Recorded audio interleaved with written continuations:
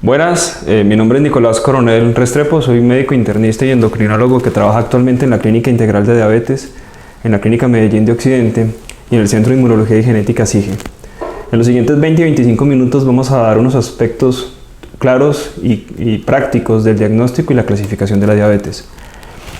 Hay una pandemia real en este momento en el mundo y es el crecimiento de los pacientes con diabetes. Se estima que para el 2045 vayan a haber 700 millones de personas, partiendo actualmente de 463 millones de personas afectadas por diabetes, que como ustedes pueden ver en la columna de la derecha, sería el cuarto país más habitado en el mundo solamente con pacientes diabéticos. A pesar de que tenemos una prevalencia tan alta, no estamos diagnosticando a los pacientes como se debería realizar. Y esto puede tener muchas implicaciones sociales, implicaciones culturales, implicaciones propias del paciente, hábitos, aspectos de salud pública, pero en términos generales se estima que menos de la mitad de los pacientes, un poco más del 53% aproximadamente, no están siendo diagnosticados a nivel mundial. Quiero que analicemos estos aspectos del diagnóstico de la diabetes con este caso. Humberto es un paciente asintomático que viene a control de su consulta por hipertensión. Está tomando losartán para esta 2 veces al día, toma trago eventualmente cada 8 días y tiene como hábitos referir aumento de peso en los últimos 2 años, ser sedentario, trabaja en horarios de oficina, no consume frutas, no consume verduras y como ustedes pueden ver en el examen físico no hay hallazgos relevantes salvo un perímetro abdominal incrementado, un índice de masa corporal en estadio de sobrepeso y algunos signos de resistencia a la insulina como acrocordones en el cuello. Entonces uno se pregunta frente a un cuadro como estos es ¿a quién realizar una prueba de detección de diabetes o de prediabetes? ¿Por qué deberíamos tamizar a un paciente? ¿Cuál prueba deberíamos realizar y de encontrar un estado de prediabetes y si esto estaba afectando o no el riesgo cardiovascular de nuestros pacientes? Entonces, para entender estas preguntas y resolver esto, debemos partir de algo muy importante y es que posiblemente la dicotimización que se ha hecho del diagnóstico de diabetes en si tiene o no tiene diabetes posiblemente es muy simplista. Realmente cuando uno hace una prueba de tamización, uno parte desde el riesgo del desarrollo de diabetes y nosotros podemos ver aquí en la historia natural de la enfermedad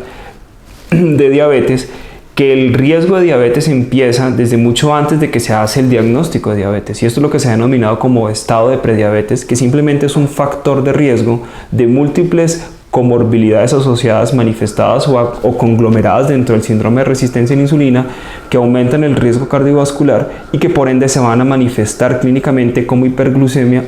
o diagnóstico de diabetes. Esto es importante tenerlo en cuenta porque cuando nosotros evaluamos pacientes con eventos coronarios agudos sin diabetes y les hacemos pruebas de detección de diabetes como la curva de tolerancia oral a la glucosa que se hizo en este análisis europeo, miren cómo un poco más de la mitad de los pacientes tienen algún grado de disglucemia, es decir, de alteración en el metabolismo de los carbohidratos.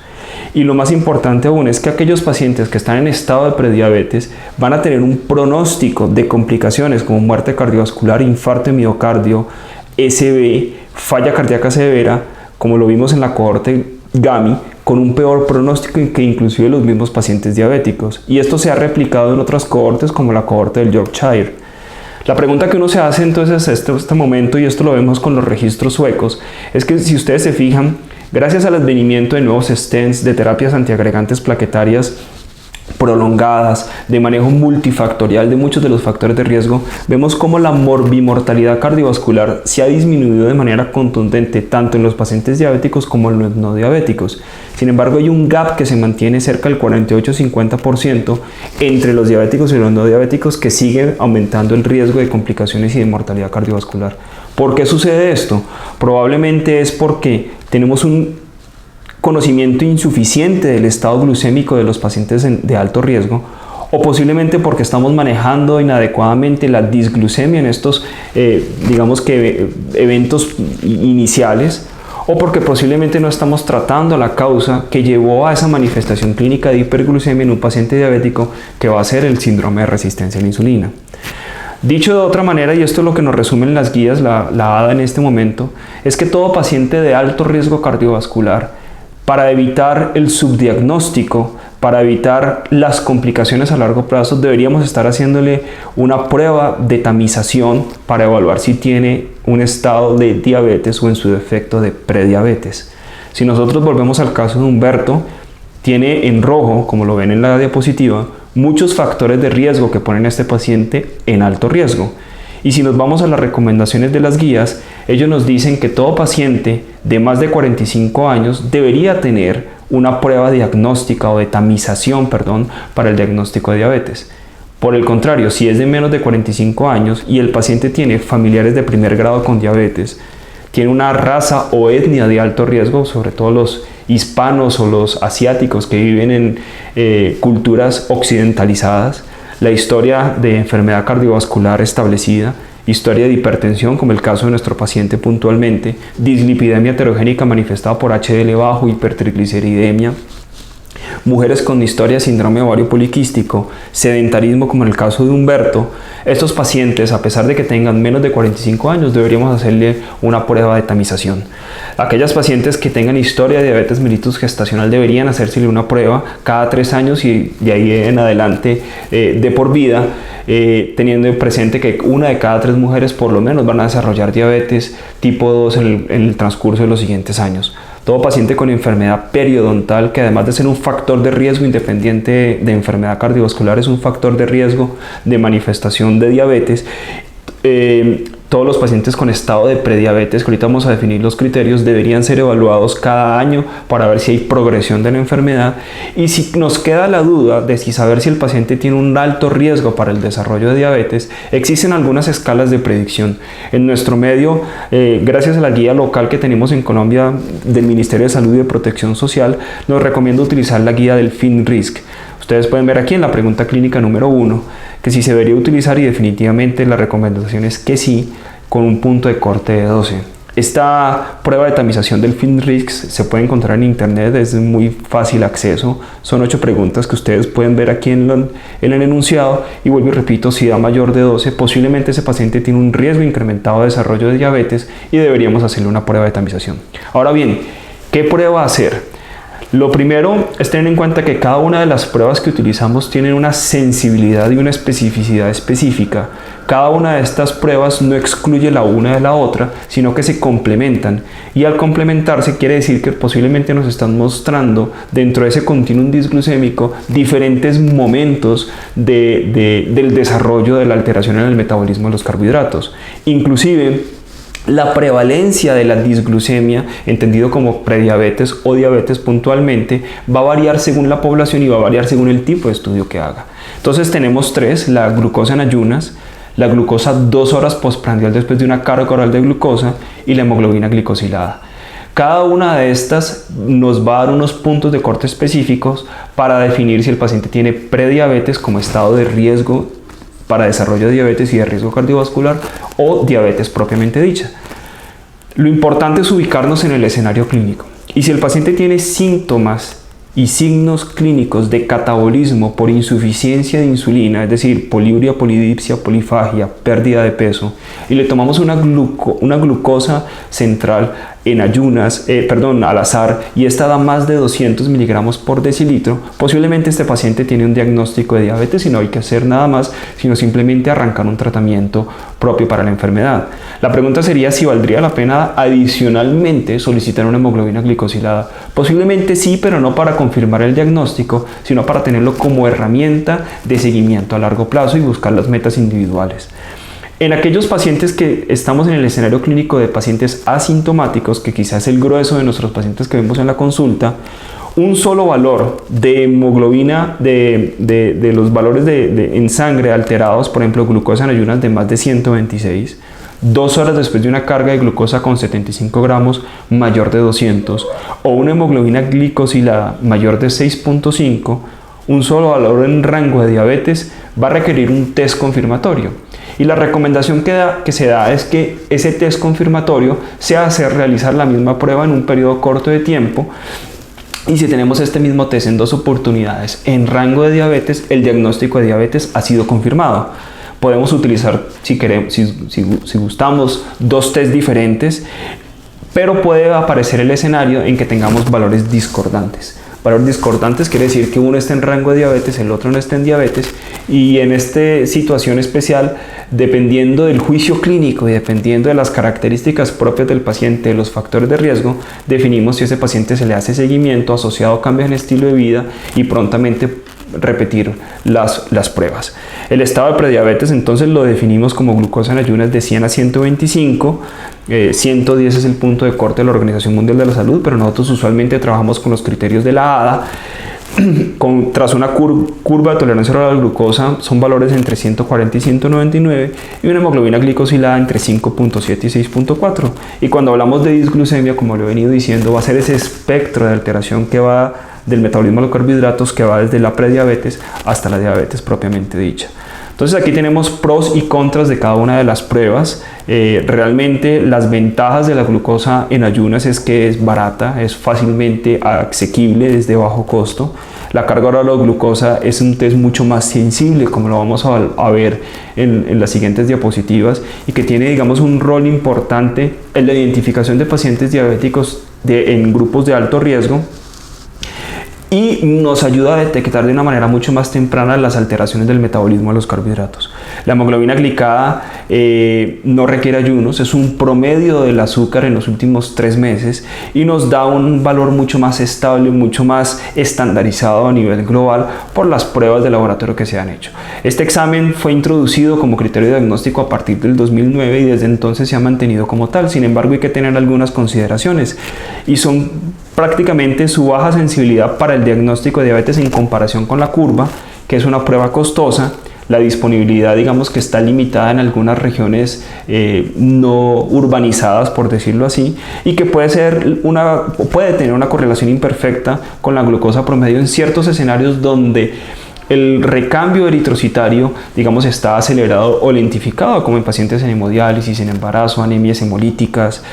alteraciones propias de la hemoglobina en hemoglobinopatías, o inclusive la misma raza y la etnia. Los pacientes de raza negra inclusive pueden tener alteraciones en el valor de la hemoglobina glicosilada un poco más altos. Ustedes pueden ver en el gráfico de la derecha cómo una hemoglobina glicada de 7 puede tener un rango tan amplio en el control glucémico de 123 hasta 185. Por eso es importante, además de la hemoglobina glicosilada, utilizar otras estrategias para confirmar el diagnóstico. Lo que sí es cierto es que la enfermedad diabética está definida por las complicaciones microvasculares, y de esta manera, a mayor hemoglobina glicosilada, mayor riesgo de complicaciones, y a mayor hemoglobina glicosilada también hay mayor riesgo en la incidencia del desarrollo de diabetes. Pero cuando nosotros evaluamos los estudios de prevención primaria, miren ustedes en los estudios de intervención en cambios en el estilo de vida,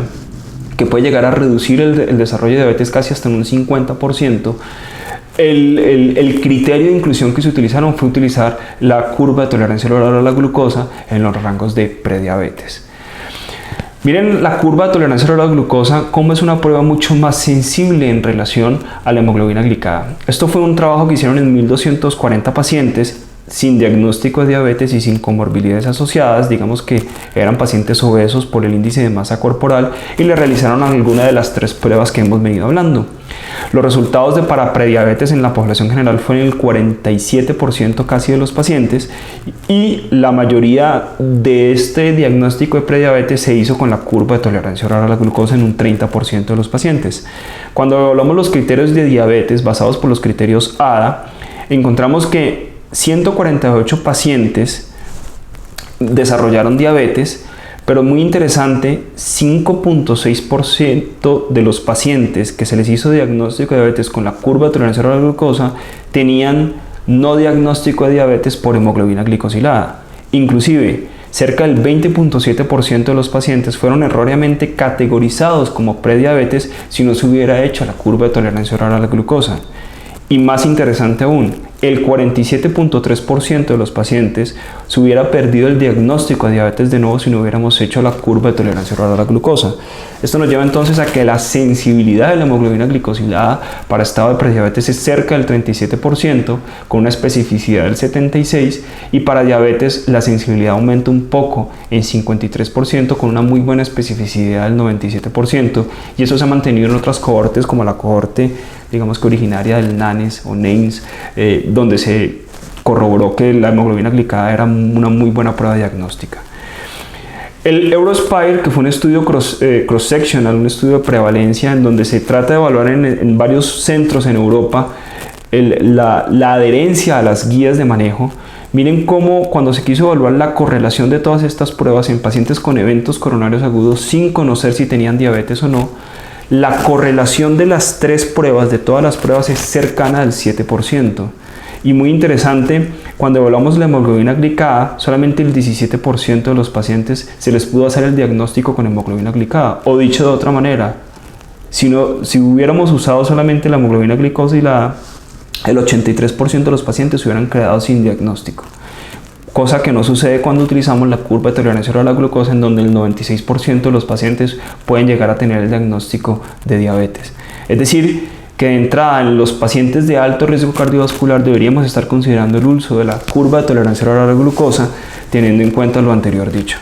Y esto se ha mantenido. Este es el estudio más reciente del Eurospire, o el seguimiento más reciente, publicado ahorita a principios de octubre, en donde definitivamente no estamos realizando una tamización adecuada en los pacientes de alto riesgo. Cerca de 2/3 de los pacientes coronarios continúan con disglucemia,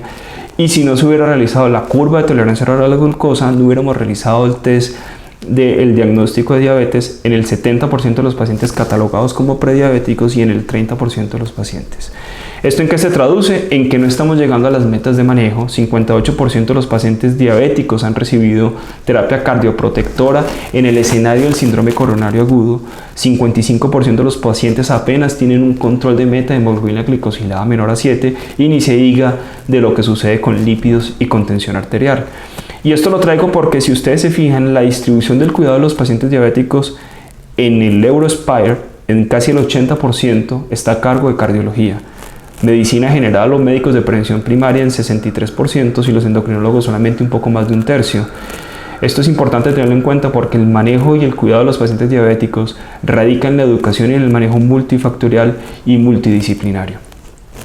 Y como adición a todo esto que vengo diciendo de la mayor sensibilidad de la curva de tolerancia oral a la glucosa, posiblemente la curva de tolerancia oral a la glucosa también tiene un factor pronóstico. Miren en un objetivo primario compuesto, como la curva de tolerancia oral a la glucosa, y cuando llega a rangos de prediabetes por encima de 140, aumenta el riesgo relativo 38 veces y 36 veces para este desenlace compuesto de mortalidad cardiovascular, infarto no fatal, SB u hospitalización por falla cardíaca. Y también tiene una correlación directa, como lo había dicho, con la hemoglobina glicosilada para el desarrollo de diabetes. Entonces la pregunta es si debe utilizarse la hemoglobina glicosilada para sustituir la prueba de tolerancia a la glucosa. Posiblemente no para sustituir, pero sí tener en cuenta que si yo tengo un paciente con una glicemia de ayunas entre 100 y 125, podría utilizar la hemoglobina glicosilada como prueba complementaria o la curva de tolerancia oral a la glucosa como un estudio adicional con una mayor sensibilidad, sobre todo para estratificar a estos pacientes de alto riesgo, como ya les dije. Y esto parte del cambio en el paradigma del manejo del riesgo cardiovascular del paciente diabético, en donde la diabetes, más que una condición que causa enfermedad cardiovascular, está potenciando, aumentando el riesgo cardiovascular y de complicaciones asociadas. Esto es lo que nosotros hacemos en nuestra clínica con el servicio de cardiología. A todos los tamizamos, a todos los pacientes hospitalizados que ingresan por un evento coronario agudo, les hacemos hemoglobina glicada y una glicemia en ayunas, que si esta es mayor de 126 y mayor de 7% la hemoglobina glicada respectivamente, hacemos el diagnóstico de diabetes, y en aquellos pacientes con estado de prediabetes, más o menos a las 4 o 6 semanas, les hacemos la curva de tolerancia oral a la glucosa para reestratificarlos y evaluar el riesgo. Si definitivamente el paciente tiene un diagnóstico de nuevo diabetes, vamos a impactar con las moléculas que han demostrado beneficio cardiovascular. Analicemos ahorita el caso de Ana María. Ana María es una paciente real de la consulta, tiene 54 años y viene porque hace muchos años, desde el 2008 prácticamente, como vamos a ver en la historia, le diagnosticaron diabetes y viene a control. Ella tiene ese diagnóstico de diabetes desde el 2008, dice que no le han vuelto a hacer seguimiento desde entonces, tiene un hipotiroidismo primario desde el 2004, no tiene otro antecedente de importancia, salvo el consumo de cigarrillo activo desde los 14 años, fue operada de cesáreas por partos estacionarios sin complicaciones de diabetes gestacional durante el parto, y como antecedentes familiares tiene un hermano con diabetes tipo 1 diagnosticado a la edad de 20 años, una prima a la edad de 30 años y padre y madre con historia negativa, y el examen físico es un examen físico relativamente normal. Ustedes pueden ver aquí la historia natural de los exámenes que se le han hecho. Ella en el 2008 tenía una hemoglobina glicada en 6,6, diagnóstico de diabetes, no se repitió y simplemente su médico del momento le dijo que hiciera cambios en el estilo de vida. Ese mismo año, un par de meses después, se le hizo una curva de tolerancia oral a la glucosa, que como ustedes pueden ver, confirma, está en rangos de diabetes, confirma el diagnóstico de diabetes, ya tenemos 2 pruebas, y la catalogan como una diabetes tipo 2 y le dan tratamiento con metformina. Ese mismo año, con 42 años de edad, tenía una hemoglobina glicada en 7% y una glucemia en 128,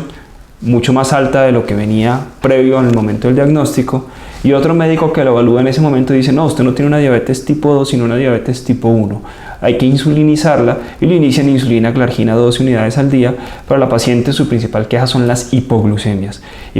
muy marcadas, que inclusive la llevan a una hemoglobina glicosilada de 6,4%, glicemia en 110 central, y su médico del momento dice: no, con 12 unidades usted hace muchas hipoglucemias, le voy a quitar definitivamente la insulina, voy a dejarla con metformina vildagliptina.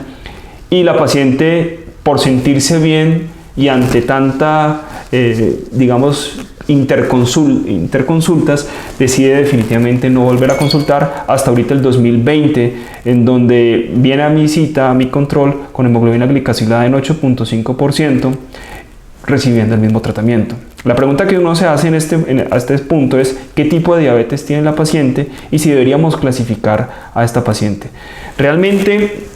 uno clasifica a los pacientes por 3 motivos principales. Primero, para identificar la causa, ofrecer un tratamiento dirigido,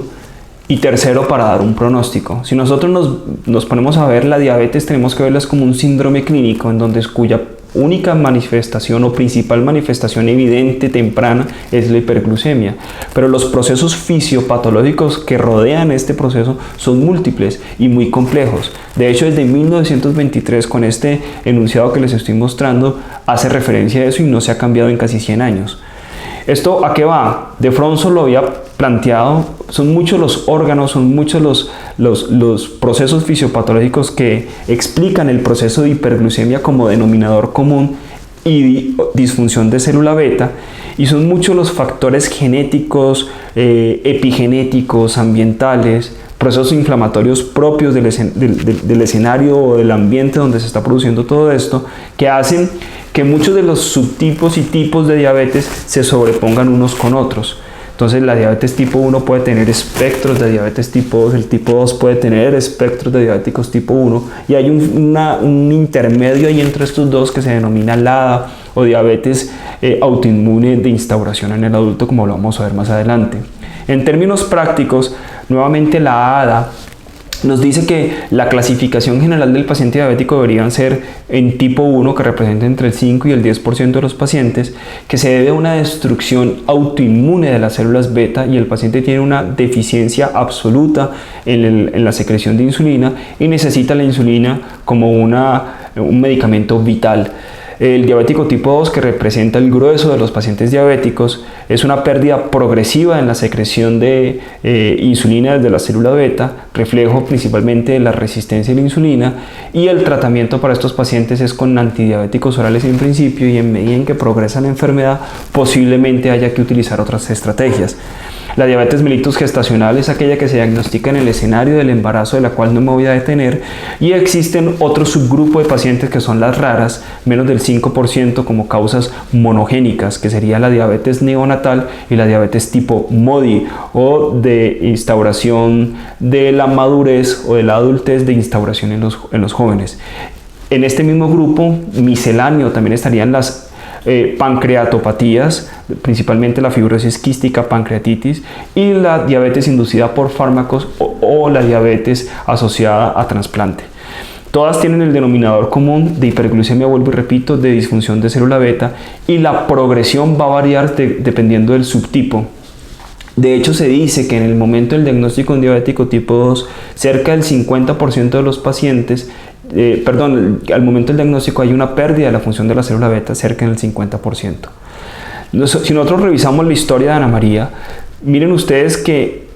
solo con la historia clínica podemos estrechar muchas de las posibilidades diagnósticas. Solo la historia nos dice que la paciente no tiene historia de enfermedad pancreática, que no tiene historia de hemocromatosis, no tiene historia de lipodistrofias adquiridas o congénitas y no tiene signos clínicos que nos aumenten la probabilidad pretest de que tenga una endocrinopatía tipo Cushing, acromegalia o feocromocitoma.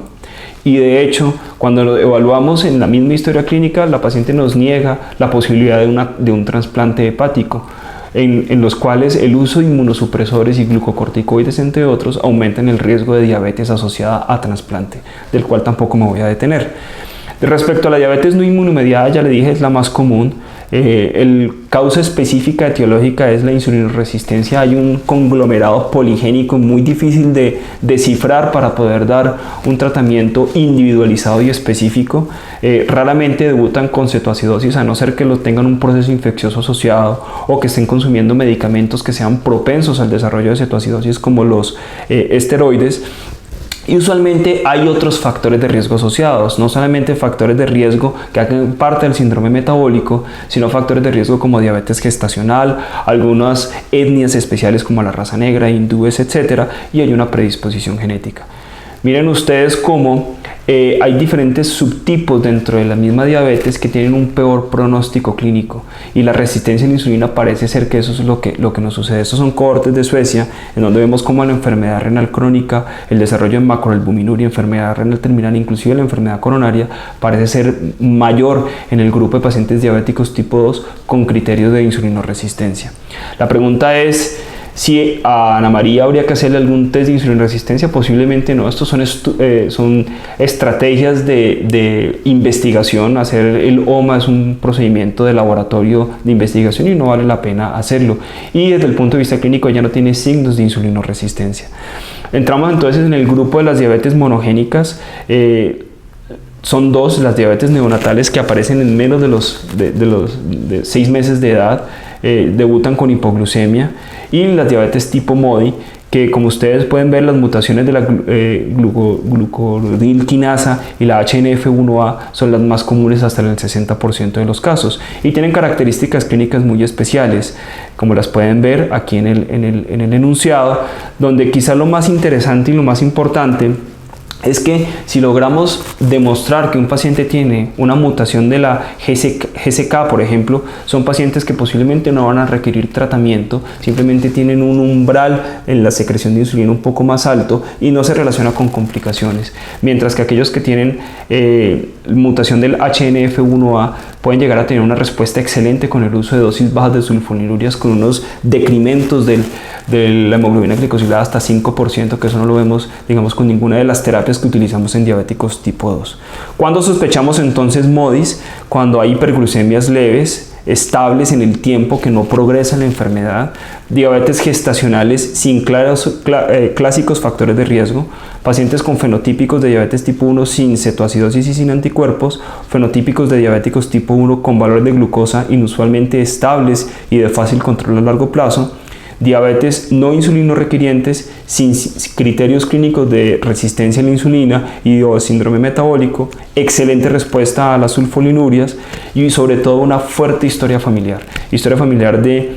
diabetes de inicio temprano, sobre todo en familiares de primer grado, y en algunos subtipos especiales algunas manifestaciones extra